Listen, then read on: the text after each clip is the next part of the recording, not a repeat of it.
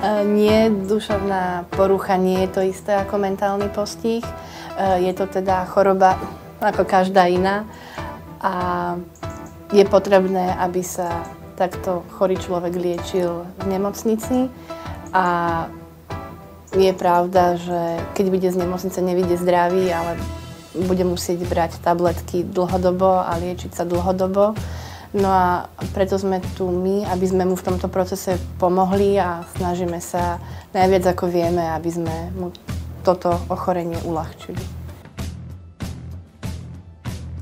Prvým miestom, kde kontaktujeme klienta, je práve nemocnica. Ešte počas hospitalizácie dostane klient kontakt a spozná tvár toho, komu môže po ukončení hospitalizácie zavolať a opýtať sa ho, poradiť sa, aké sú možnosti využívania služieb, čo môže robiť, ako mu môžeme pomôcť.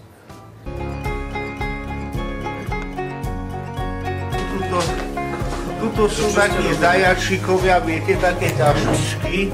Raz, dva, tri, 4, 5, 6. Potom toto robili pacienti. Tu sú oné výkresy. Po nadviazaní kontaktu s klientom vlastne prichádza k nám do rehabilitačného strediska, kde ho teda je pre neho pripravený program na celý týždeň, pričom každý deň je zameraný nejak inak. Prvý deň, alebo teda medzi tie aktivity patrí angličtina, keramická a výtvarná dielňa, nejaké výlety do mesta a varenie.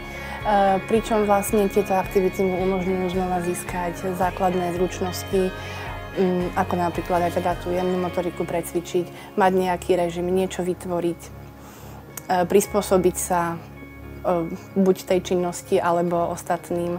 No a teda popri tom získať sociálne kontakty kamarátov, mať nejaký spoločenský život a proste znova sa začleniť do spoločnosti. Raz za týždeň varíme nejaké jedlo. Treba za zemiakové placky, alebo lievance, alebo cestoviny s tvarohom.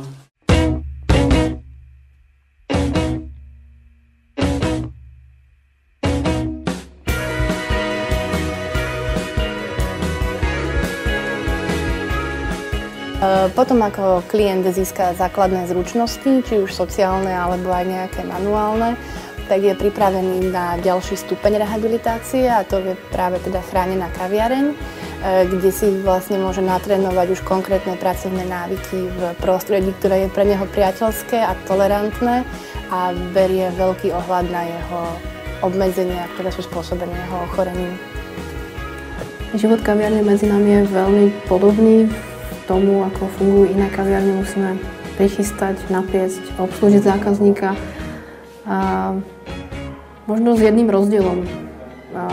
Pracujú tu vlastne 4 pracovníci na chránených pozíciách a na záver celého dňa sa zideme a pekne si povieme, ako vlastne ten deň prebehol a v čom sme boli dobrí. Hosťom tu ponúkame mafiny, krehké koláče, kofovú kávu, teplé nápoje, áno. Veľmi sa tu cítim dobre, pretože vlastne ja ako vzhľadom na moju poruchu nemôžem pracovať v normálnom zamestnaní a vlastne tým, že toto je chránená dielňa, je tu vytvorené prostredie vlastne pre nás, pre psychiatrických pacientov, ktorí máme problémy zadaptovať sa v bežnom živote alebo v bežnom zamestnaní. A vlastne to vytvára podmienky vlastne na takú pracovnú rehabilitáciu aj vlastne je to aj forma ergoterapie, si myslím, na koncentráciu veľmi dobré a tak nám to pomôže zaradiť sa do bežného života neskôr. V rehabilitačnom stredisku majú naši klienti možnosť získať teda sociálne zručnosti, vrátiť sa do takého bežného života.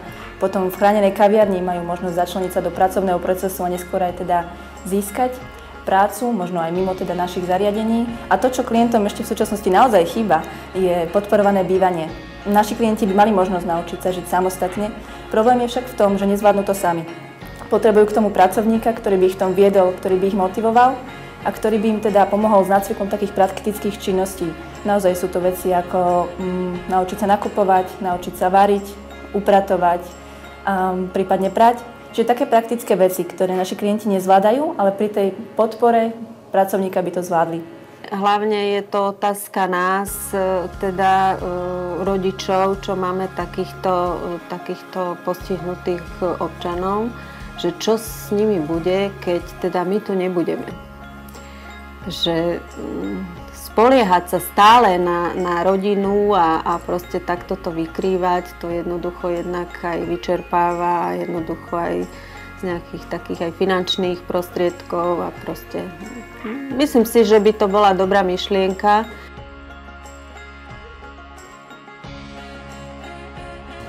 Môj syn chodí do Mostu už niekoľko rokov, som spokojná s tými službami Mostu, ale napriek tomu, že robia čo môžu, chýba nám chránené bývanie. Veľmi nám to chýba, pretože tie naše deti sú nesamostatné a nevedia sa o seba postarať. Boli by sme radi, keby sa to čo najskôr uskutočnilo. A veľmi sa tešíme, že vieme v tejto chvíli poskytnúť klientom tak veľa služieb. To, čo nám v tom chýba, je podporované bývanie, ktoré by viedlo klientov k väčšej samostatnosti a dôstojnému životu, o aký sa pre nich snažíme. A je to veľká výzva, ale veríme, že sa nám ju podarí naplniť a že podporované bývanie nakoniec vytvoríme.